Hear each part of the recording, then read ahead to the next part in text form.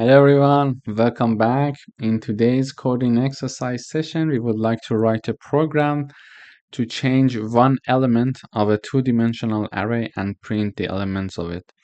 So we learned how to initialize one two-dimensional array. So here we are having 2 rows and 3 columns. And we're defining a pointer that is pointing to the first row of the array here. So it is pointing now to this part. And to do that, we need to have the number of columns when initializing the pointer. In order to access elements of a two-dimensional array using a pointer, we learned that we need to do it using I and j. So now that we would like to change, for example, this value, instead of having 6, we would like to have 7. So we are going to type down the second row, and the third column should be, for example, 7 or should be 9. Okay.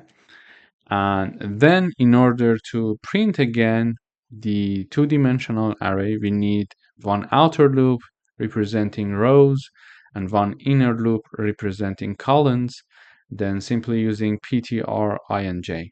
So now if I run, you will see, okay, great. So the original array was 1, 2, 3, 4, 5, 6, but the modified array is 1, 2, 3, 4, 5, 9.